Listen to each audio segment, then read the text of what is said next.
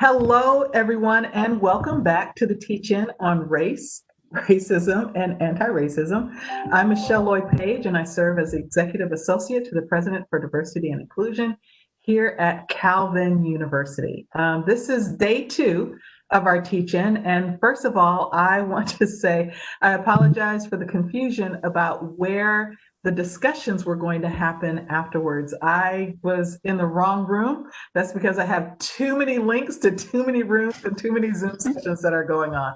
But you will notice in the chat, we do have the link where I will be after this session. So join us at 5 o'clock for the session. So I just wanted to make sure I brought your attention to that. I am excited today about the presentation and our speaker that we have. We had a nice little chat before, got a little sneak preview of what's coming. You're going to want to stick around for this because this is really good, or maybe it just really excites me in this conversation. But just to read a bit of her bio, this is Dr. Karie Riddle.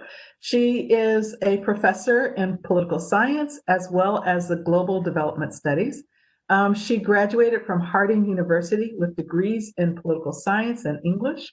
She then earned a master's in public policy at the University of Maryland, focusing on international development processes in South Asia and working as a human rights advocate in Nepal. Next, she headed to the University of Notre Dame to pursue a PhD in peace studies and political science. For her dissertation, she put field work in India into close conversation with theories of feminism, peace building, and human development. She is now looking at the intersection between political thought and action, especially looking at contemporary women advocates for gender justice in India and for racial justice in the United States. This afternoon, Dr. Karie will share her research and insights into how white feminists can ally with Black feminists without co-opting their voices and agendas. Please welcome Dr. Karie Riddle. Thank you so much for that kind introduction. I'm going to see if I can share my slides here. All right, I'm seeing them. Hopefully that is good.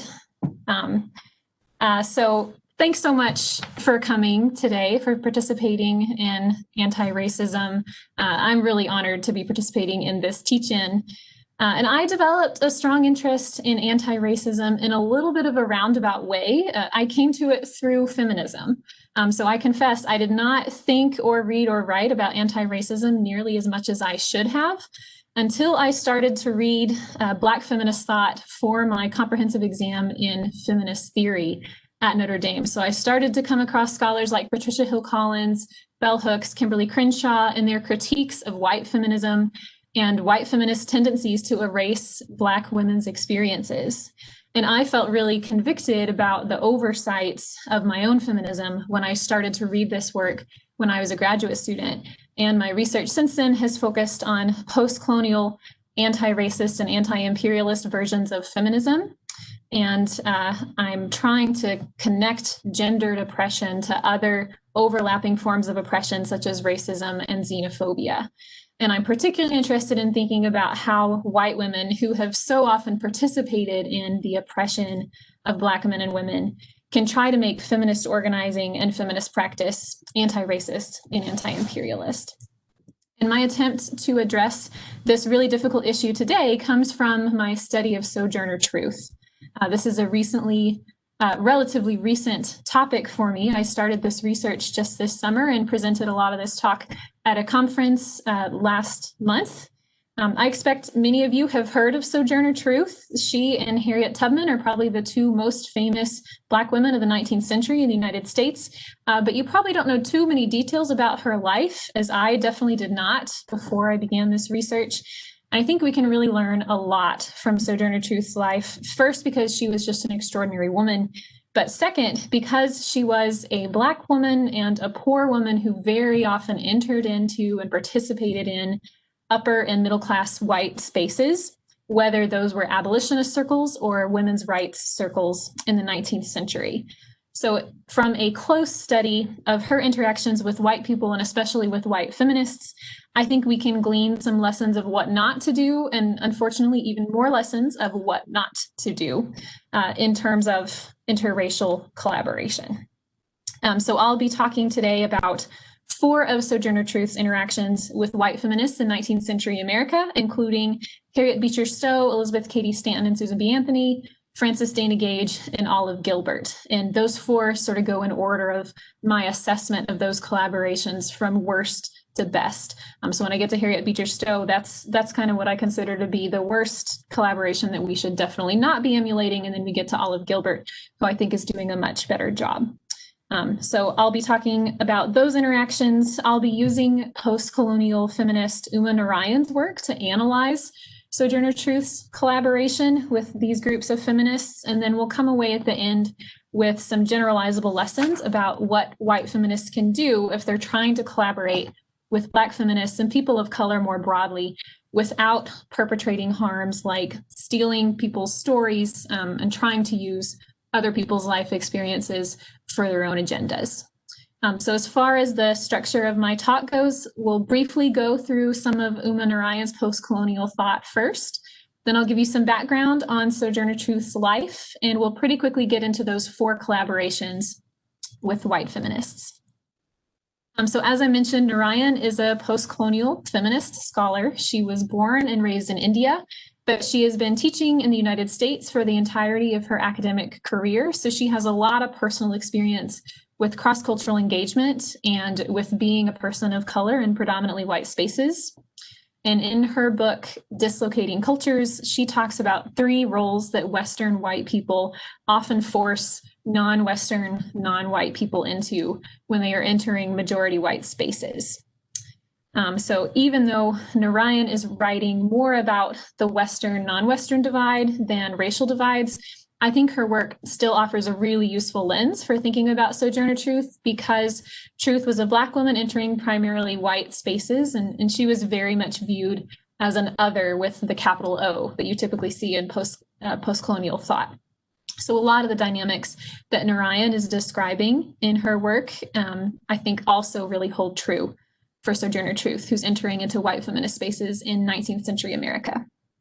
So importantly, the Westerners in Narayan's work have adopted a perspective that recognizes that Westerners should be taking an interest in non-Western cultures.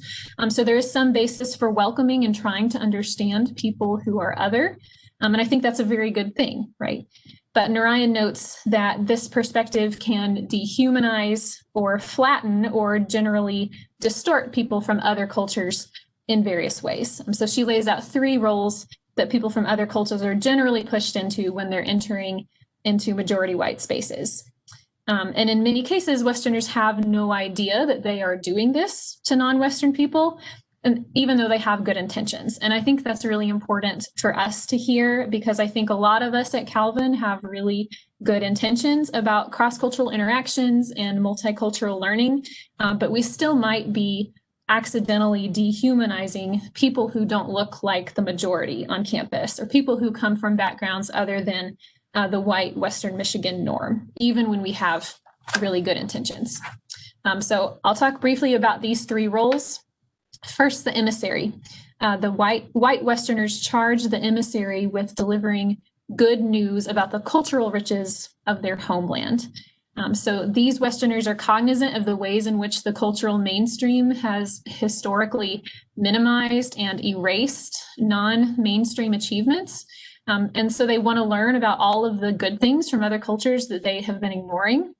But unfortunately, this emissary role forces the non-Westerner to present only the good things about their culture, when in reality, they themselves might see fit to critique parts of their own culture. And the emissary role really romanticizes the culture that they're trying to educate the Westerner about. The mirror role is sort of similar to the emissary insofar as it does not allow for critique of the other culture. But whereas the emissary's purpose is to present positive information about cultural riches, the mirror's purpose is to share stories about the big bad West and all of the harmful things that it has done. To use the term woke would be anachronistic for Narayan's work published in 1997, but essentially the mirror reflects all of the woke white person's deepest suspicions of Western imperialism. What's so bad about that? Well, it engages with the other only for the purposes of refocusing on the West. So this role does not require genuine, deep study of other people and other cultures. It analyzes instead Western agendas and Western actions. So the othered person and her society become reflections of the West, and they're lacking their own face. And this role also removes agency and responsibility from non-Western people and institutions. And it's basically arguing that any problems that might exist in their society are always due to Western actions rather than to their own actions. The third role, the authentic insider, is allowed to criticize her culture, unlike the emissary or the mirror. Narayan notes that this role provides the most discursive latitude and space for non-Western people who are called upon to share their cultures. But this role puts one individual into the position of spokesperson for their entire diverse culture. Westerners tend to understand and account for the diversity of their own experiences, but the authentic insider somehow comes to stand for the official African position on human rights, for example. This erases diversity and contestation within non-Western cultures. And moreover, while the authentic insider is allowed to critique her culture, she may not be allowed a voice on other topics in other contexts. Because she has become the representative for her culture, surely she doesn't have anything to say about anything else. And finally, her authenticity has to be determined by someone, and typically those who decide who is and is not authentic are Westerners that are making those decisions according to their preconceived notions about the very culture that they say they want to learn about. So those are the three roles. If the emissary, the mirror, and the authentic insider roles create problems for genuine cross-cultural engagement and learning, what are the solutions? Narayan says Westerners need to put in the hard work of contextual analysis of multiple diverse perspectives on other cultures. So she says, instead of just ignoring other cultures or learning about them, but refusing to really engage, Westerners have to be, quote, willing to take on the risks and effort of sharing their critical responses and subjecting their views and evaluations to refinement and revision in the light of different and multiple analyses. So we need to respectfully engage with and even be willing to critique political arguments and analysis coming from other cultures. We're not questioning or critiquing other people's life experiences. We're questioning, critiquing their political analysis and arguments that they are offering up. To fail to engage with that analysis is to dehumanize, to treat people coming from those other cultures as if they are not our moral equals. And so in a somewhat counterintuitive kind of way, careful critique of diverse perspectives is more respectful and more humanizing than not engaging or not critiquing. So that's a very brief introduction to Narayan's wonderful work. Now on to Sojourner Truth. So she was born into slavery to a Dutch Reformed family in New York. Her first language was Dutch. And she was known as Isabella Baumfree when she was a little girl because her father, James, was tall like a Dutch tree. And her grandparents had been stolen into slavery from the Gold Coast region of Africa and from Western Central Africa. And young Isabella had very little schooling. She never learned to read. She was illiterate her whole life.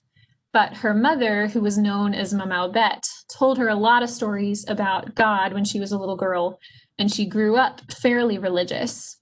But Dutch Reformed slaveholding Christians in America at the time would deny baptism to enslaved people because Christians were supposed to be equal in Christ. So they were very reluctant to allow Black slaves into their worship services, and they generally denied them religious education. But Mama Bet would hear some of the Dutch Reformed worship services when she would go to the church to bring her masters hot coals to warm up their cold feet.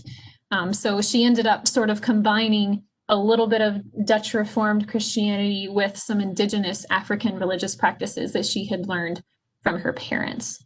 So Isabella is getting all of this education secondhand from her mother. And Isabella began working for an English-speaking family at age 9. So she spoke only Dutch until then. She learned English at age 9 and was passed among a few different families until in 1827, at about the age of 30, she gathers up her baby and walks to her own freedom because she thinks her master is wrongly holding her after New York State had declared the emancipation of slaves just in that state. And she first went and stayed with a Dutch Reformed Christian family, the Van Wagenens, who opposed slavery, and the Van Wagenens paid off her old master when he came in search of her. So that's a bit of good news for us at Calvin, but don't forget that the slaveholding family that she was born into was also Dutch Reformed. So there were Dutch Reformed folks on both sides of that debate at the time. After slavery, Isabella did the only work that she knew how to do, which was domestic labor jobs for incredibly small salaries. She was an illiterate Black woman. There were very few jobs that were going to be open to her at this time. But she was really interested in various religious movements, and she would often stay with people connected to religious revivals, sometimes as their guest, sometimes sort of doing some domestic work for them. And this culminated in her participation in a cult, the Kingdom of Matthias, which was really controversial, was disbanded by New York State officials after reports of untreated sickness and abuse. So after this brief stint in the Kingdom of Matthias, Truth returned to a lot of her religious revival friends in New York City, most of whom were now fighting the fight for abolition, and almost all of them were white. At this point, she has a really powerful mystical religious experience. She changes her name to Sojourner Truth, and she becomes an itinerant preacher. Like a lot of others in the 1840s, she goes out on the lecture circuit. She's preaching, she's sharing stories of her life. She's taking part in sort of the slave narrative genre that was becoming popular in the time. And she's connecting arguments about abolition and women's rights and poor people's rights to her belief in God.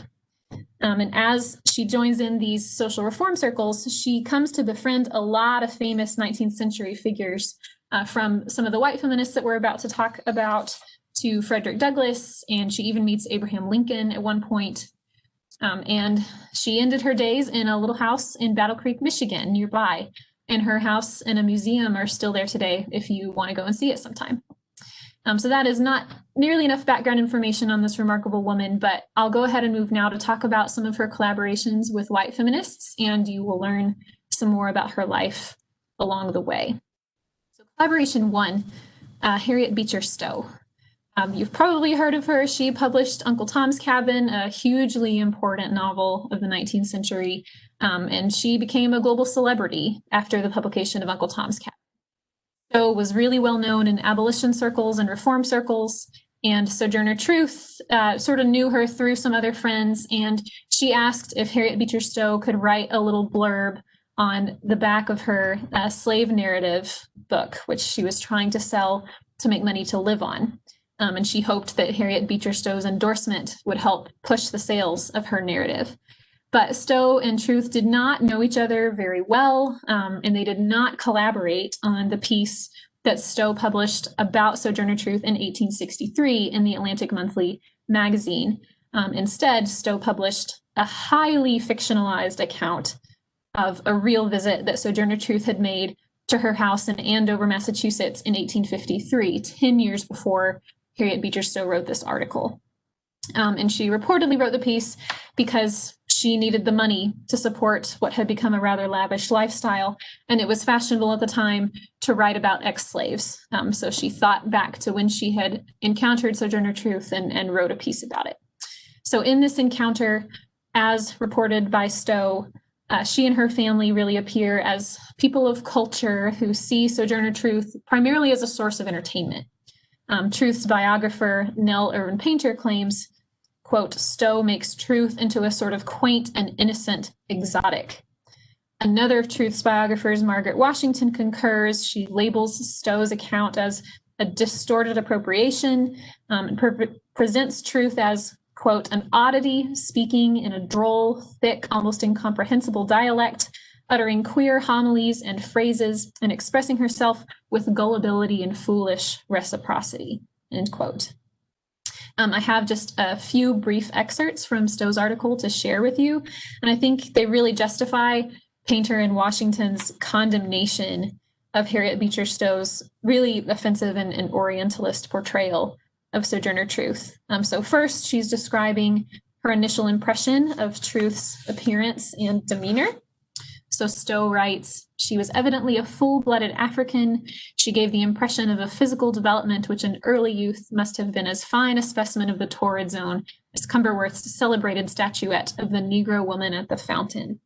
Indeed, I imagine her as a living, breathing impersonation of that work of art. So we see already some examples of Orientalism and dehumanization here. Stowe moves on in her piece to report some of the conversation that she had with Sojourner Truth. And so here's just a little back and forth exchange between Sojourner and Harriet. So Sojourner Truth is the first speaker. Honey, I just walked round and round in a dream. Jesus loved me. I knowed it. I felt it. Harriet Beecher Stowe says, but Sojourner, had you never been told about Jesus Christ? Sojourner Truth says, no, honey, I hadn't heard no preaching, been to no meeting. So you see here a very thick accent for Sojourner Truth, and that is in great contrast to Harriet Beecher Stowe's own English there. Truth certainly would not have had this Southern-style accent. Remember, Dutch was her first language. She didn't even learn English until she was 9 years old, and she grew up in New York, so she certainly would not have had an American South kind of accent. And in biographer Margaret Washington's view, Stowe's treatment of Truth in this way was, quote, an attempt to burlesque a serious, pensive, bilingual Black American activist. And this had really far-reaching effects. Stowe's article did help to raise Truth from relative obscurity to more fame, but it also forced Sojourner Truth to contend with stereotypes and all sorts of falsehoods that Stowe's article perpetuated, even including the incorrect assertion that Sojourner Truth had died. So all of her friends are worried after they read Harriet Beecher Stowe's piece that Sojourner Truth has died, but she was very much alive for a long time after the publication of this piece. So how can we analyze this collaboration using Narayan? I think we'd be hard-pressed to think of Stowe as somebody who is adopting Narayan's Western perspective of eagerly learning about other cultures and refusing to critique them. But we can still see something of the emissary role in Stowe's treatment of Truth.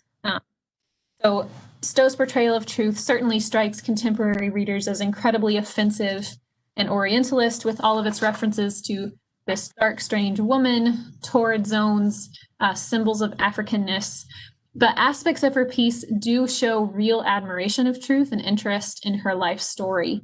So upon meeting Truth in 1853, Stowe reports, she seemed perfectly self-possessed and at her ease. In fact, there was almost an unconscious superiority, not unmixed with a solemn twinkle of humor, in the odd, composed manner in which she looked down on me. This type of characterization of Truth was relatively common among white allies who glorified her simplicity. They almost attributed to Truth magical capabilities or magnetism that white people could not achieve. But scholars are quick to point out that even apparent admiration of some sort of unique trait relies upon and perpetuates Orientalist contrasts between educated whites and uneducated Blacks, or in Narayan's terms, between Westerners and others. Admiration of an emissary still preserves a hierarchy of those who are inviting the other in, controlling the interaction, and in Harriet Beecher Stowe's case, reporting about it and benefiting from it, right? She makes a lot of money off of this piece. Now, Sojourner Truth did push back against this emissary role to some extent. First, she was very quick to point out that she was still alive. Second, she made it very clear that while her grandmother and her husband's mother were African, she herself was born in America and grew up speaking Dutch. Third, when asked about Stowe's piece, she would tell journalists and supporters that they should purchase her own account of her life, Narrative of Sojourner Truth, to learn more about her. So she tried to substitute her own self-representation for Stowe's misrepresentation.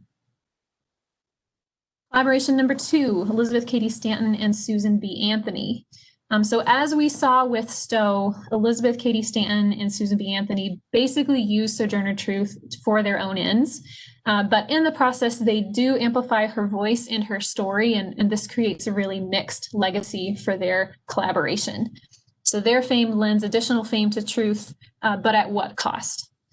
To understand how Truth interacted with Stanton and Anthony, we also need to know about the role of another Black woman, Frances Ellen Watkins Harper, in the history of the American Equal Rights Association. So this group endorsed a platform of universal suffrage in 1866, the causes of abolition, emancipation and votes for Black people, and women's suffrage, votes for women, held together pretty well during the Civil War, but differences between these two camps emerged and began to produce cracks in this coalition during the Reconstruction period after the Civil War. White women suffragists like Stanton and Anthony began to reference their feelings of humiliation as they saw uneducated Black men exercising the vote before wealthy, white, educated women. Truth was not there at the first meeting of the American Equal Rights Association in 1866, and Frances Ellen Watkins Harper was the first Black woman to speak at this new association's early meetings. Against Stanton and Anthony, Harper argued that recently emancipated Black men did not have an advantage over white women. She also argued that achieving a constitutional right to vote, which was going to be very important, was not going to be nearly enough to counter all of the disadvantages that Black women faced in America. And Truth's biographer, Nell Irvin Painter, says that Harper, quote, could hear white women silently appending white and middle class to their definition of woman, and she took them on. At the 1867 gathering of the AERA the next year, Stanton particularly invites Sojourner Truth to speak. And Truth was incredibly popular. Like Stanton and Anthony, she's pushing for universal suffrage at this meeting, but for very different reasons. So Truth was conscious of the particular plight of Black women, and she pushed for their vote and for their ability to make and keep their own wages. She was for Black rights and for women's rights because of Black women. And as a woman who had often been dependent upon the charity of other people despite her own best efforts, Truth really valued self-sufficiency, and the vote was an important part of that puzzle.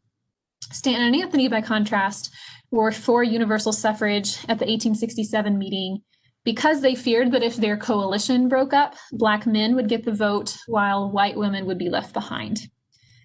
When she was asked point blank whether she would oppose Black men's votes if it excluded women's suffrage, Stanton said, quote, she did not trust the Black man to make laws for her. The meeting really descended into a lot of controversy, and the members started to wonder how long they were going to be able to stay together in the same group. Sojourner Truth got up and spoke again right after this heated exchange. She tried to restore good feeling among the different parts of the coalition. She emphasized solidarity. She tried to sort of stay in the middle, but she was clearly still for Black people's rights, and especially for Black women's rights. But even though Truth's own words set her gently against Stanton and Anthony, the women still tried to claim Truth as their ally. And in particular, against Frances Ellen Watkins Harper's strident advocacy for anti-racism, they held up Sojourner Truth's softer, more spiritual rhetoric that was pleading for universal rights. So Truth, rather than Harper, becomes the only Black woman to appear in Stanton and Anthony's 1881 multi-volume work, History of Women's Suffrage, which essentially stands as the history of the women's movement in America for a very long time. Truth's collaboration with Stanton and Anthony, again, doesn't fit very well into Narayan's schema. Stanton and Anthony are not adopting a perspective that really wants to learn about other cultures. Instead, they're making anti-Black arguments, and they're openly allying with racist politicians to pursue their political goals. But they are still white women in mainstream culture, women in positions of power, inviting other women into a space that they control. And they're essentially inviting Truth, but not Harper, to serve as an authentic insider. So at the early meetings of the AERA, Harper is showing white suffragists the extent to which their actions have been racist. Stanton and Anthony refuse to listen. They refuse to change their behavior. and they choose Sojourner Truth as the representative of Black women in their history of the women's movement, because she's not as vocal as Harper is about white women's racism. Even when Truth does try to speak out about racism and religion, two topics that are very dear to her heart, Stanton and Anthony appear not to hear or not to understand what Truth is trying to say. So, for example, she fills her first speech to the AERA with religious imagery. She's referring to women's devotion to Jesus, to their courageous faith in watching for Jesus after his death. She's encouraging the people at the meeting to keep a similar faith and to keep fighting for universal suffrage, particularly looking forward to the day when, quote, colored people and women gained their rights. Just right after this, Stanton gets up and makes a speech about how, quote, now is the time to move past the Negro's rights, despite the fact that she has widely publicized her relationship with Sojourner Truth and is going to insert her into her book. So remember, Narayan argues that authentic insiders are typically given just a very narrow band in which to speak and to be heard. As the chosen representative of an entire group of people, authentic insiders are precluded from sharing their opinions on other ideas. So the authentic insider role flattens an individual into one identity and denies them the opportunity to offer complex intersectional arguments. Truth can accurately be described as an advocate for women's rights, for Black people's rights, for workers' rights, and for human rights. So to narrow her down only to a suffragette for women's suffrage is to miss a lot of her complexity. And to look only to Truth and not to other women like Harper, Maria Stewart, other important Black women in the 19th century is to miss the complexity of Black women's activism and the kinds of arguments that they were making. As we saw with Harriet Beecher Stowe, Truth did push back to some extent against Stanton and Anthony and how they were trying to use her. She did not want to choose between the voting rights of Black men and women, but given the divisions that emerged within the AERA, she was eventually forced to choose a group to associate herself with, and she leaned towards the American Women's Suffrage Association, which is a wing of the Republican Party and Lincoln, rather than Stanton and Anthony's National Women's Suffrage Association, which had allied itself with the racist Democratic politicians from the Deep South. But Truth always stood for universal suffrage, the rights of Black men and women, white men and women, poor people, people without property, uneducated people. What she really cared about was the ability to own yourself and to speak for yourself. And she held true to this ideal while she was trying to navigate the complex politics of her day. And she was making some different decisions from Frances Ellen Watkins Harper for various reasons, right? So we need to remember to see Truth as one 19th century Black feminist rather than the 19th century Black feminist. Third collaboration, Frances Dana Gage. So she wrote a piece about Sojourner Truth's Anti-a-Woman speech for the Anti-Slavery Standard in 1863, shortly after Harriet Beecher Stowe's piece was published. And Frances Dana Gage's piece gained additional notice through reprintings and Truth's own narrative, and it also appeared in Stanton and Anthony's History of Women's Suffrage. So all of these people are all working together all the time. So Gage's article reports the events of the 1851 Akron, Ohio Women's Rights Convention, and this piece has really contributed to Truth's symbolic status. In what scholars like Bell Hooks now portray as a proto-intersectional speech, Truth supposedly repeats the powerful rhetorical question, "Ain't I a woman?" many, many times. So in this speech, in contrast to the experiences of white women who were helped into carriages and lifted over ditches, Truth describes the hard labor performed by Black women, reportedly bearing her arm to show the muscle that she has gained from the hard work that she's done her whole life. But despite their differences as members of different races, members of different classes, according to Truth, all are women and all deserve their rights. Gage describes the atmosphere at this speech as really hostile to Truth. She says there are white women who don't wish for Black women to speak, that there are male clerics there that are hostile to her, trying to use theological arguments. She also reports Truth's words in a thick Southern dialect, just like what Harriet Beecher Stowe had done as well.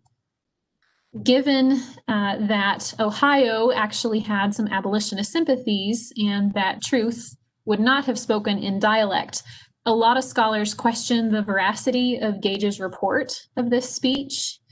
In particular, one biographer says Gage has really exaggerated Akron's white hostility towards Truth as a Black speaker. Painter notes that there are a lot of differences between Frances Dana Gage's portrayal of this speech, which was published 12 years after the fact, and an almost contemporary report of the speech. So there are a lot of differences between those two. But another scholar notes a lot of contemporary reports do undergird some aspects of Gage's account, and particularly the hostile setting at Akron. And she also says, even if Gage had exaggerated some of Truth's language, a lot of the themes that she reports as appearing in Sojourner Truth's speech do also appear in contemporary newspaper accounts, including her emphasis on her life as a worker and ridiculing the idea of a separate woman's sphere. So we can't definitively know which aspects of Gage's account are accurate and which are not. But we do know that Gage is writing in response to Stowe's article. She's trying to correct some of the mistakes that Harriet Beecher Stowe had made. We know that Gage had personally interacted with Sojourner Truth multiple times, and she had granted her access to the platform at Akron against the protests of one of her colleagues, Jane Swisshelm. We know that Gage and Truth ended up on the same side of the AERA split, opposite Stanton and Anthony, and alongside supporters of both Black people's rights and women's suffrage. And we know that Truth thought well enough of Gage's report of the Akron Convention to put it chronologically right after her own account of the convention in the 1875 version of her narrative. And this leads readers to assume that it was written directly afterwards. By contrast, when Sojourner Truth was asked about Harriet Beecher Stowe's piece, Truth would be very dismissive of it.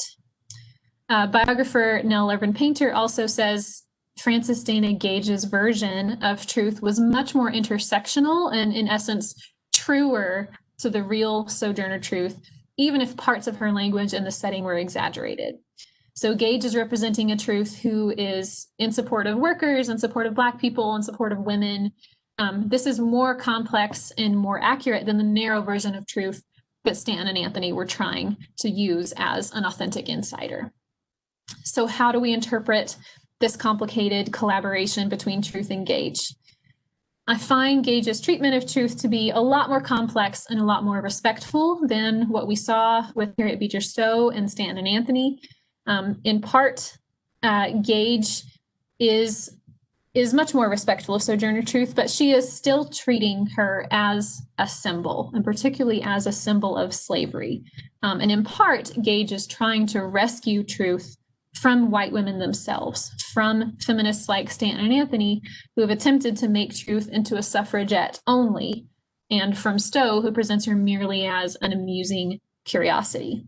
So I think Gage is more woke than Stowe and Stanton and Anthony. She's relentlessly reinforcing Truth's Blackness in what she intends to be a really positive way. She's portraying her Blackness and her overcoming of slavery as a source of strength and inspiration for all feminists. But even Gage's portrayal of Truth is a type of othering. And I think we can interpret this with the help of the mirror role. So Gage's primary purpose appears to be critiquing those feminists that want to exclude Black women from their ranks because they fear Black men getting the vote. And she's using Truth as an example of the harm that white feminists are doing. She's using her to reflect, in the place of Narayan's Big Bad West, the harms of white feminism. The question is, can Truth be a real and complex person in such a portrayal, or does she serve only to show white feminists their sins and how they can atone for them by rescuing formerly enslaved Black women and men? So I definitely prefer Gage's portrait to Stowe's and Stanton's and Anthony's, but her work still removes some of Truth's agency as she becomes a mirror who doesn't have very much of a face of her own. She's primarily revealing the sins of white feminists.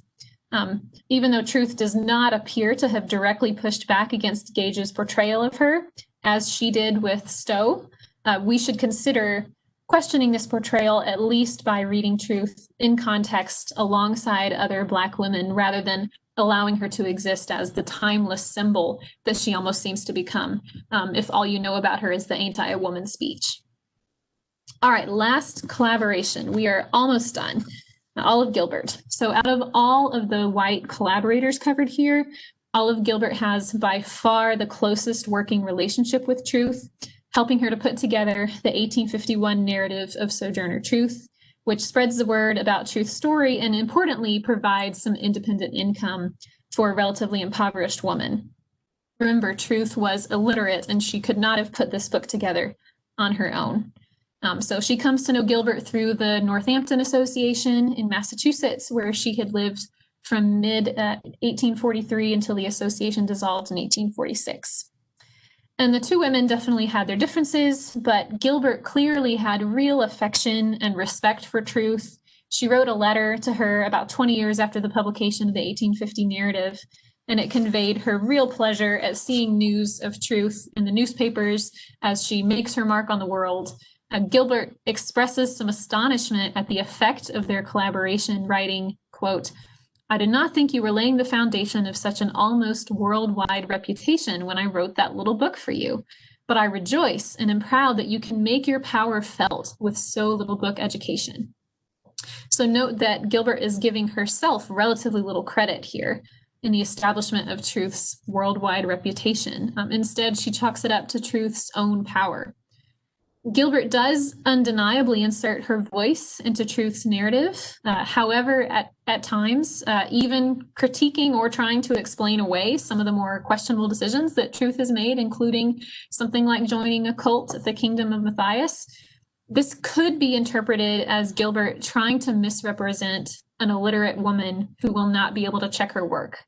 But scholar Jean Humay sees all of Gilbert's inserted comments into the text as a positive sign of transparency about their collaboration.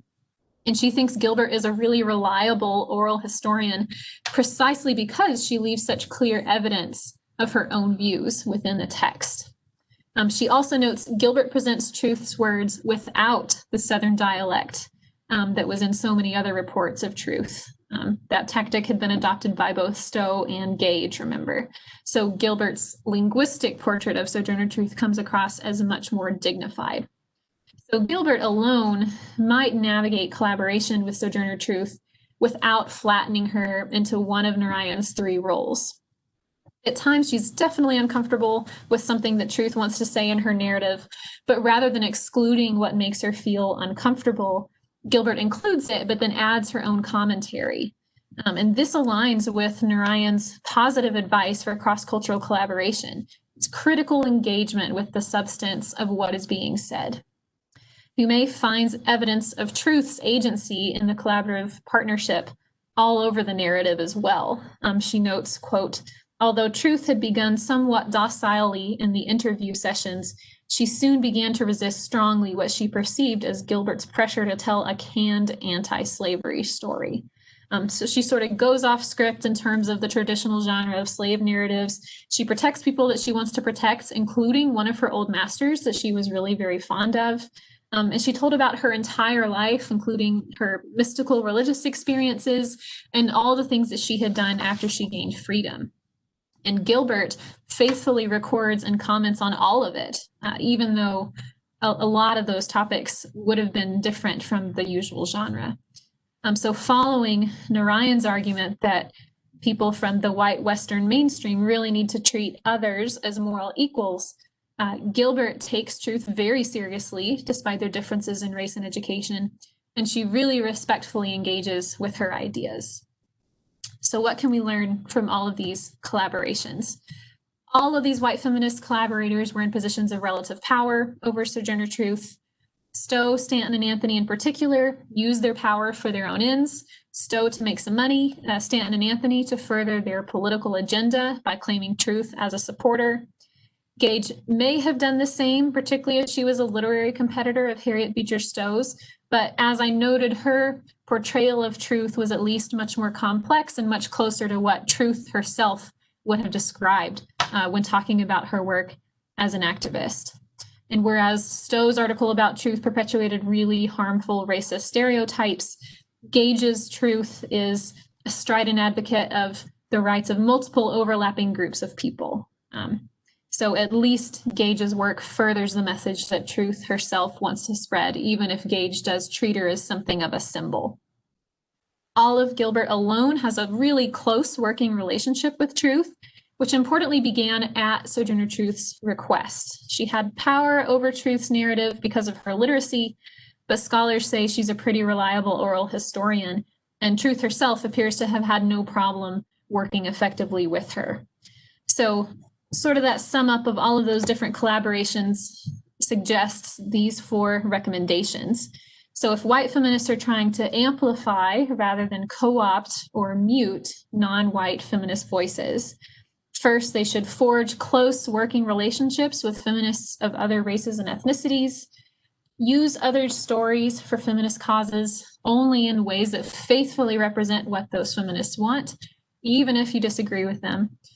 Third, graciously and respectfully engage with substantive views of feminists of other races and ethnicities, again, whether you're agreeing or disagreeing with them. And finally, welcome invitations and engagement initiated by non-white feminists, as Olive Gilbert did when Sojourner Truth asked if she could help with her narrative. Hopefully, as more white feminists turn their attention to anti-racism, we'll see less and less of the common pattern in which white feminists are the ones who organize events, who organize movements, start organizations, create conferences, and then invite other people to participate. Hopefully, feminists of other ethnicities and races will have more positions of power and better access to resources like funding, NGO leadership, and academic roles that are going to enable them to initiate and drive collaboration. White feminists have to be willing to step aside to some extent and join these activities as secondary participants on the terms of the people who conceived of them. Narayan's goal is an equal moral footing for Western and non-Western people with multi-directional, respectful engagement. I really think this is Sojourner Truth's goal as well, as she insists over and over on the rights of all people, pushing back whenever her collaborators try to fit her into just one box. And my hope is that white feminists can rise to the occasion with half as much grace as Sojourner Truth did. So I will leave it there for today. Thank you again for coming, and thanks for the invitation to participate. Thank you so much for the presentation. I knew some about Sojourner Truth, but there were some other things that I did not know. I did not realize that there was a Dutch connection there. Yes. Connection. So that was new. So I started thinking we should have a building named after her. That's just my fantasy. But thank you so much for this, and thank you for bringing to light the complexities of these collaborations, and that there are sometimes competing agendas, even when we say that we're for the same thing. And we have to be mindful about those agendas, and we have to take that hard look at ourselves and asking, what do we want and what are we trying to get out of it? So this using the stories of others, the big O others, right? Using the stories of others to advance your own cause or to make yourself money. And we see that replicated in different ways. There was, I am familiar with the practice of using the statistics or the demographic profiles of an impoverished area that is highly ethnic to generate a request or to help a request for funding, and then the funding doesn't end up helping the people, the statistics of the people that you use to get that, right? So those kind of practices. And then, and then the authentic insider, I thought that was just fascinating, right? We want to find the voice that fits what we want. So her voice is the insider one. The other one, no, that's a little bit too radical. So thank you so much for bringing this to light. I look forward to where your future studies take you. I'm glad that you see this intersection of feminism, of racial justice, and are calling attention to say, hey, we should be collaborators in this work, and let's find a way so that we can have equal footing with one another. And let's find ways that we can be of service to one another, because at the end of the day, what we're working towards is for the rights of women, and we're working for the rights of all women. This has been an interesting journey in talking about, the different ways that racism looks, the way that race plays into our decisions about the way that we advocate for justice. And I think that's a valuable lesson for us as during this teaching on race, racism, and anti-racism. Thank you so very much for bringing this forward. And for those of you who are still watching, thank you so much for joining us. Again, the link to the discussion that will happen in just a few minutes is in the chat. So please go ahead and click on that. You'll see a little wait for the host to join. And that's because I'm still talking right now. But as soon as we leave, give me about 5 minutes and I'll be able to join in as well. But thank you so very much. And hopefully you all will join us tomorrow. Tomorrow, Vice President Sarah Visser will be our presenter, and we're looking forward to the words that she has for us to hear. Thank you again so very much. Thanks, everybody. Bye. Bye.